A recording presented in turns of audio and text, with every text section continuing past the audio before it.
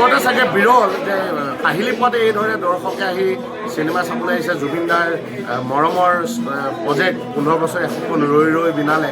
আমি আচলতে এইটো আমাৰ সুখৰ নে দুখৰ ক'বলৈ বৰ ভাষা নাই আমাৰ হাতত, কিন্তু এটা কথাই ক'ব বিচাৰোঁ যে ধেমাজিবাসীৰ ৰন্ধে ৰন্ধে জুবিন দা বাস কৰিছে। জুবিন দা ধেমাজিবাসী যেতিয়ালৈকে থাকিব, অসমৰ ৰাইজ যেতিয়ালৈকে থাকিব বা ব্ৰহ্মপুত্ৰত পানী যেতিয়ালৈকে বৈ থাকিব, তেতিয়ালৈকে জুবিন দা অসমীয়া ৰাইজৰ প্ৰাণে প্ৰাণে থাকিব। মাননীয় মুখ্যমন্ত্ৰী ডাঙৰীয়ালৈ আহ্বান, অতি শীঘ্ৰে চাৰ্জশ্বিট দি জুবিন দাক ন্যায় দিয়াৰ ব্যৱস্থা কৰক। সঁচাকৈ আজি মই আৱেগিক হৈ পৰিছোঁ।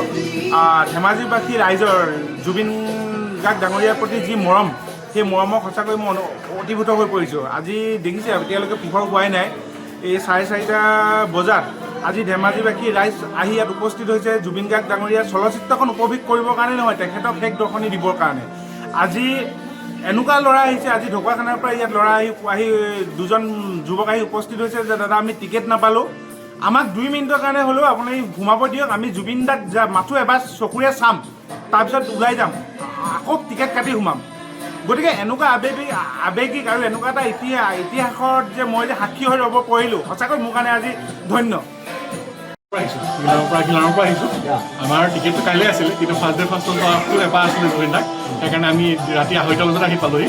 আৰু আমি তেওঁলোকক জনাইছোঁ, তেওঁলোকে আমাক ব্যৱস্থা কৰি দিছে চাবৰ কাৰণে, আৰু জুবিন দাক চাবৰ কাৰণে আহিছোঁ। জুবিন দাৰ এখন শেষৰ চিনেমা যিহেতু, আৰু আমাৰ হিয়াৰ আমোদ তেওঁ আমাৰ পাছতো হেৰাই গ'ল। 2:30 বজাত আহিছোঁ ফাৰ্ষ্ট ডে ফাৰ্ষ্ট শ্ব'ৰ কাৰণে।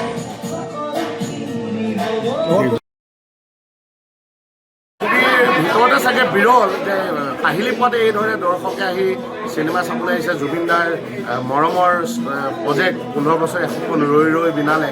আমি আচলতে এইটো আমাৰ সুখৰ নে দুখৰ ক'বলৈ বৰ ভাষা নাই আমাৰ হাতত, কিন্তু এটা কথাই ক'ব বিচাৰোঁ যে ধেমাজিবাসীৰ ৰন্ধে ৰন্ধে জুবিন দা বাস কৰিছে।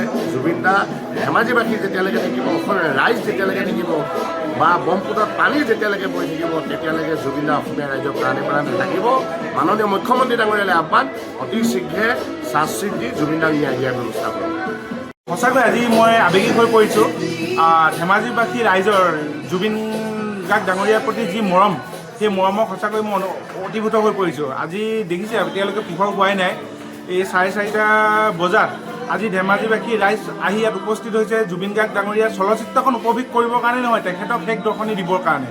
আজি এনেকুৱা ল'ৰা আহিছে, আজি ঢকুৱাখানাৰ পৰা ইয়াত ল'ৰা আহি দুজন যুৱক আহি উপস্থিত হৈছে যে দাদা আমি টিকেট নাপালোঁ, আমাক 2 মিনিটৰ কাৰণে হ'লেও আপুনি ঘুমাব দিয়ক, আমি জুবিন দাক মাথো এবাৰ চকুৰে চাম, তাৰপিছত ওলাই যাম, আকৌ টিকেট কাটি সোমাম।